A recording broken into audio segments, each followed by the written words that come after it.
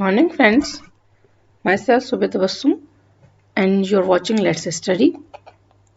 Friends, आज मैं आपके लिए रिवीजन सीरीज में से वो MCQ बेस्ड क्वेश्चन लेके आई हूँ जो पाइगेट, कोलबर्ग एंड वाइगोत्स्की से रिलेट करते हैं। इस सीरीज में हम उन क्वेश्चंस को सॉल्व कर रहे हैं जो आपके एग्जाम में आने की पूरी चांसेस हैं। क्वेश्चंस को करने से पहले हम कुछ टर्म्स को क्लियर कर लेते हैं, कुछ कॉन्सेप्ट को क्लियर कर लेते हैं जो कि इन MCQ में पूछी गई हैं। उसके बाद आगे बढ़ेंगे। ठीक है, आप इस वीडियो लेक्चर को पूरा करें, स्किप ना देखें, पूरा देखें, जिससे कि सभी कॉन्सेप्ट और क्वेश्चंस आपके माइंड में क्लियर हो सकें सही से और एग्जाम में अच्छे से अच्छी परफॉर्मेंस आपकी हो सके। स्टार्ट करते हैं आज का वीडियो लेक्चर। फ्रेंड्स, अगर आपने मेरे चैनल को सब्सक्राइब नहीं किया है तो please subscribe the channel to watch more and more knowledgeable videos। Start करते हैं। देखिए कंसेप्ट क्या है। फर्स्ट कंसेप्ट हमारा है रेसिप्रोकल टीचिंग। अगर आप इस वीडियो को पूरा देखते हैं तो आपके बहुत से कंसेप्ट क्लियर हो जाएंगे और साथ साथ क्वेश्चंस भी आप सॉल्व कर पाएंगे इन कंसेप्ट के क्लियर होने के बाद। रेसिप्रोकल टीचिंग क्या होता है, वैसे भी इंपॉर्टेंट टर्म्स हैं। Reciprocal teaching is a contemporary application of Vygotsky theory. Reciprocal teaching में क्या होता है, वाइगोत्स्की की एक एप्लीकेशन है। वाइगोत्स्की ने बताया इसके बारे में, it is used to improve students ability to learn from the text. है ना, ये किस लिए यूज किया जाता है, जिससे कि स्टूडेंट की एबिलिटी बढ़ सके, टेक्स्ट को पढ़ने की, टेक्स्ट को लर्न करने की उनकी योग्यता बढ़ सके। कैसे होता है इसमें रेसिप्रोकल टीचिंग में, एक छोटी समूह निर्देशात्मक गतिविधि है। इसमें क्या कहते हैं, छात्र जो स्टूडेंट होते हैं उनको टीचर बनाया जाता है और उनमें 4 जो की स्किल है उनको डेवलप करने की कोशिश की जाती है। इस तरीके से टीचर बनकर वो पढ़ाते हैं और जो 4 मेन स्किल्स हैं, की स्किल्स हैं, उनको डेवलप करते हैं किसी भी टेक्स्ट को पढ़ने के, किसी भी चीज को लर्न करने के। वो स्किल क्या है, summarising, questioning, clarifying and predicting. ठीक है, ये 4 स्किल जिससे कि प्रैक्टिस करते हैं इनको इम्प्रूव करने की, समराइज कर सकें किसी चीज को, क्वेश्चंस कर सकें, क्वेश्चंस पुटअप कर सकते हैं जो हमने अच्छी तरह से किसी चीज को समझा होगा, क्लैरिफाई कर सकें, अपनी बात को समझा सकें एंड प्रिडिक्ट कर सकें।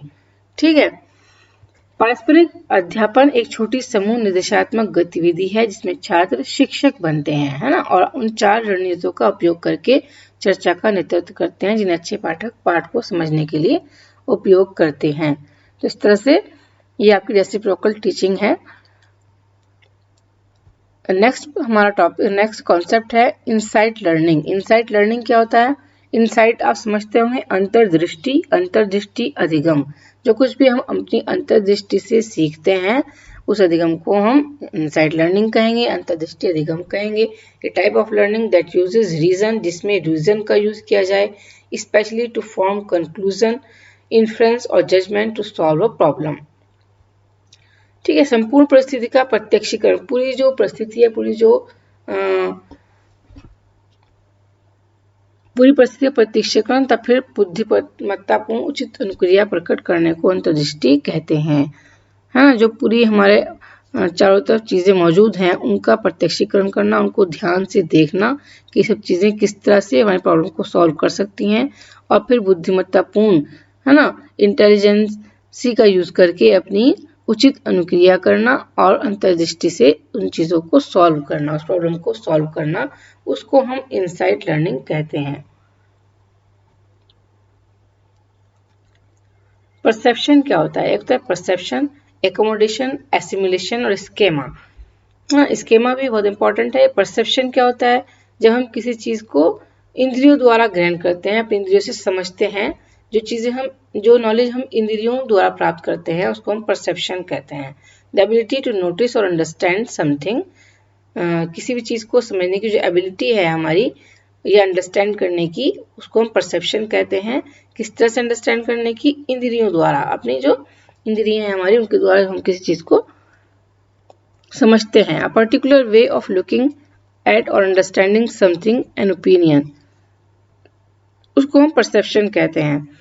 ठीक है, जो कुछ हमने देखा, जो कुछ सुना, जो कुछ महसूस किया, है ना, उस चीज को हम क्या कहेंगे, परसेप्शन कहेंगे।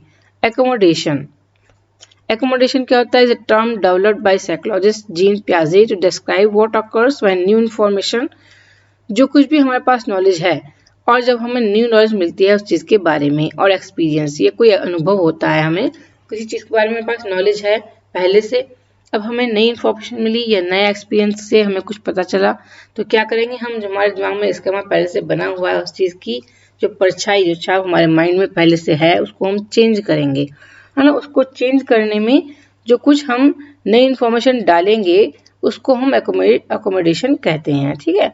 स्कीमा को चेंज करने के लिए जब नई इन्फॉर्मेशन को अपने माइंड में डालते हैं ना, उसको एकोमोडेशन कहते हैं। एकोमोडेशन वैसे किसे कहते हैं? किसी, है ना, कोई घर, कोई हमारा प्लेस ऐसा जहाँ पर हम रहते हैं, तो माइंड में जो स्पेस है ना, उसको खाली करेंगे और दूसरी नई इन्फॉर्मेशन को लाएंगे, है ना, उसके लिए स्पेस बनाएंगे, तो उसको हम एकोमोडेशन कहेंगे।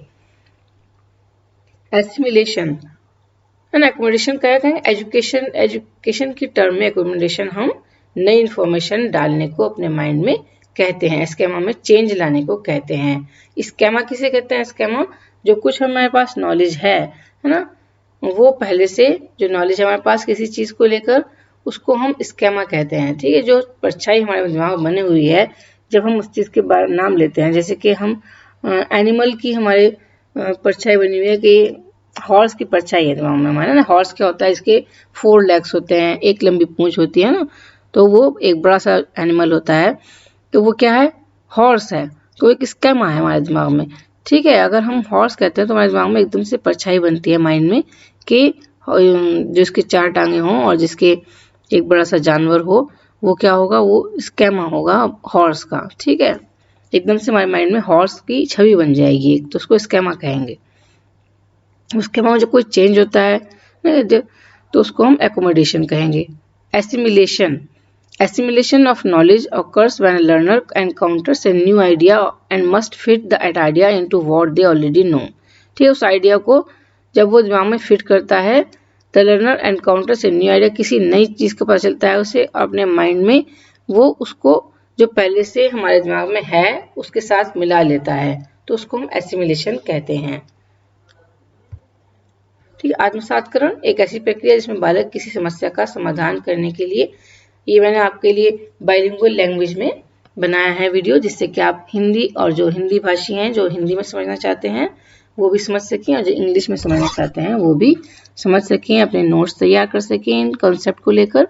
आत्मसातकरण एक ऐसी प्रक्रिया है जिसमें बालक किसी समस्या का समाधान करने के लिए पहले सीखी हुई योजनाओं या मानसिक प्रक्रियाओं का सहारा लेता है। यह एक जैव वैज्ञानिक प्रक्रिया है। किसी समस्या का समाधान करने के लिए जो उसने पहले से सीखा हुआ है, उन योजना मानसिक प्रक्रियाओं का सहारा लेता है और उसमें नई नॉलेज को ऐड करता है, एसिमुलेट करता है उसके साथ। समंजन एक ऐसी प्रक्रिया है जो पूर्व में सीखी योजना मानसिक प्रक्रियाओं से काम न चलने पर समंजन के लिए की जाती है, मतलब नई नॉलेज उसमें डालते हैं हम। जब हमारी पुरानी नॉलेज से हमारा काम नहीं चल रहा होता है तो हम उसमें नई नॉलेज को डालते हैं, उसको हम एकोमोडेशन कहते हैं। अब देखते हैं हम questions. Who gives more stress to the philosophy of social constructivism. देखिए फ्रेंड्स, मैंने इसलिए पहले ही आपके कंसेप्ट क्लियर कर दिए हैं, सभी जो इसमें मुश्किल कंसेप्ट थे जो कि आप को समझने में प्रॉब्लम होती, जिससे कि आपको सही से क्वेश्चंस समझ आ सकें, क्वेश्चंस क्या है, उनके आंसर क्या हो सकते हैं। किसने दिया है more stress to philosophy of social constructivism? दिया है हमारा वाइगोस्की ने, ठीक है। इसका आंसर होगा Vygotsky. Option number C. According to Piaget's cognitive theory of learning, the process by which the cognitive structure is modified is called assimilation. जिससे हम हमारे जो cognitive structure है, हमारे जिस माइंड में स्कीमा है, उसको modify करते हैं, उसको हम assimilation कहते हैं। According to Piaget's stage of cognitive development, the sensory motor stage is associated with imitation, memory and mental representation. Means जो B ऑप्शन है वो राइट ऑप्शन है, imitation, memory and mental representation, है ना, according to Piaget's stage of cognitive development.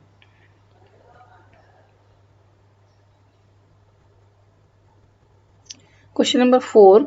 According to Kohlberg के अनुसार a teacher can instill more values in children एक जो टीचर होता है वो बहुत सारी नैतिकताएं बच्चों में डाल सकता है। कैसे? Giving strict instructions on how to behave, कैसे बिहेव करना है इस चीज की इंस्ट्रक्शन निर्देश देकर, या giving importance to religious teaching, या धार्मिक शिक्षण देकर, या laying clear rules of behaviour, है ना, क्लियर रूल्स जो बिहेव करने के रूल्स होते हैं उनको क्लियर कर कर, जो नियम है उनको बताकर, involving them in discussion on moral issues, या उन्हें इन्वॉल्व करके उनको किस में लगाए, डिस्कशन में इम्पोर्टेंस डिस्कशन कराए उनसे मॉरल इश्यूज को लेकर, जो नैतिक हमारे इशू हैं उनको लेकर डिस्कशन हो, तब वो ज़्यादा अच्छी तरह से इनकलकेट कर सकता है moral values. Involving them in discussion on moral values, question जो ऑप्शन नंबर डी है वो राइट ऑप्शन होगा। Number 5, children in primary school follow which of the following stage as propose by Lawrence Kohlberg. Lawrence Kohlberg के अनुसार जो primary school follow which of the following stage, primary school में किस stage को follow किया जाता है, प्राइमरी स्कूल में बच्चे पढ़ते हैं वो किस स्टेज के होते हैं। Obedience and punishment orientation, individualism and exchange, जो ऑप्शन नंबर ए है वो हमारा राइट ऑप्शन है, obedience and punishment orientation. And इसके साथ साथ जो हमारा सेकंड ऑप्शन है वो भी, दोनों option A and B right option है, इंडिविजुअलिज्म एंड एक्सचेंज, है ना, obedience and punishment orientation, A and B is the right answer.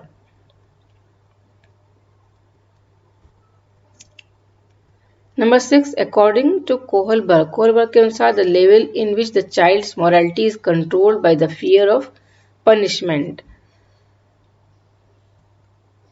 ये वो कौन सा लेवल है जिसमें जो चाइल्ड की मोरालिटी है, चाइल्ड की जो नैतिकताएं हैं उनको हम कंट्रोल कर सकते हैं, चाइल्ड को नैतिक बना सकते हैं। किस तरह से? पनिशमेंट के डर से वो ज्यादा नैतिक हो सकता है, किस एज में, है ना, किस लेवल पर, तो उसका आंसर होगा pre normal level. Option number A is right option. Pre normal level पर जो चाइल्ड होता है, बच्चा होता है, उसकी मॉरलिटी को, उसकी नैतिक को, उसको हम नैतिक बना सकते हैं, कंट्रोल कर सकते हैं नैतिकताओं को उसकी फियर ऑफ पनिशमेंट से, कि उसे पनिशमेंट मिलेगा, इस डर से वो नैतिक बनता है प्री नॉर्मल लेवल पर। Concept of zone of proximal development was given by Vygotsky। Vygotsky की आपको डिटेल पढ़ने के लिए उसके लिए वीडियो लेक्चर देखना होगा वाइगोत्स्की का, जिससे कि आप इस पूरे कंसेप्ट को समझ सकें वाइगोत्स्की ने क्या बताया है। ठीक, अगर आप डिटेल में वीडियो लेक्चर पढ़ना चाहते हैं तो इसके लिए आप मुझे कमेंट करें, जिससे कि मैं आपको डिटेल वीडियो दे सकूं और डिटेल वीडियो आपके लिए ला सकूं। कमेंट में मुझे बताएं कि आपको डिटेल वीडियो चाहिए या आपको एमसीक्यू चाहिए। अब टाइम कम है इसलिए एमसीक्यू बेस्ड क्वेश्चन ही ज़्यादा सही है, ज़्यादा सॉल्व करने में फ़ायदा है हमें, जिससे कि हम पेपर को अच्छे से अच्छा कर सकें अपना। ठीक है, question number 8, which of the following implications can not be derived from Piaget's theory cognitive development. इन सब में से कौन सा ऑप्शन वाइगॉट्स जो पाइगेट्स है उसकी थ्योरी में नहीं लिया गया है, कॉग्निटिव डेवलपमेंट थ्योरी से रिलेट नहीं करता है। First, discovery learning, need of verbal teaching, sensitivity to children's readiness to learn, acceptance of individual differences. Option number B, the need of verbal teaching, ये पाइगेट्स की थ्योरी ऑफ कॉग्निटिव डेवलपमेंट में नहीं है, उससे relate नहीं करता है need of verbal teaching. उसके अलावा जो ऑप्शंस हैं discovery teaching, sensitivity to children's readiness, acceptance of individual differences, ये सभी उससे रिलेट करते हैं। Number 9, which of the following is based on Vygotsky socio cultural theory. इन सब में से कौन सा which of the following is based, इन सब में से कौन सा बेस्ड है वाइगोत्स्की की सोशो कल्चरल थ्योरी पर, तो इसका आंसर होगा रेसिप्रोकल टीचिंग। ठीक है, reciprocal teaching option number B, reciprocal teaching मैंने आपको बता दिया है पहले भी कि क्या होता है, कंसेप्ट क्या है, रेसिप्रोकल टीचिंग किसे कहते हैं हम। ठीक है, वाइगोत्स्की की सोशो कल्चरल थ्योरी इस पर बेस्ड है, रेसिप्रोकल टीचिंग पर। फ्रेंड्स, आपको वीडियो लेक्चर चले तो आप इसको लाइक करें, साथ साथ लाइक करते चलें और चैनल को सब्सक्राइब कर लें, जिससे कि आप इसी तरह की नॉलेजेबल वीडियोस आपको देखने को मिलती रहें, आपको नोटिफिकेशन मिलते रहें। बेल आइकन को प्रेस कर दें और ऑल के ऑप्शन को दबा दें, जिससे कि सभी नोटिफिकेशन आप तक टाइम पर पहुंच जाएं। Number 10. The fact that children require culturally relevant knowledge and skill is attributed to जो कल्चरली रिलेटेड नॉलेज है, रिलेवेंट नॉलेज है, कल्चर से हमारी रिलेट करती हुई नॉलेज है ना, एंड स्किल और योग्यताएं हैं जो हमारे कल्चरली रेलिवेंट है, कल्चर से हमारे संबंधित हैं, है ना। ऐसी नॉलेज और ऐसे स्किल को डेवलप करने की बात किसने कही है? लेव वाइगोस्की ने। तो इसका आंसर सही ऑप्शन होगा लेव वाइगोस्की। ओके, आज के लिए इतने ही क्वेश्चंस। पार्ट सेकंड में हम इसी टॉपिक से रिलेटेड लेव वाइगोस्की पाइगेट से रिलेटेड दूसरे क्वेश्चंस लेके आएंगे जो इम्पोर्टेंट हैं। अभी सिर्फ 10 क्वेश्चंस हैं। 10 क्वेश्चंस नेक्स्ट वीडियो में आपको देखने को मिलेंगे। इसके लिए आप चैनल को सब्सक्राइब करें और बेल आइकन को प्रेस कर दें। ठीक है, thank you very much for watching my video. Allah Hafiz.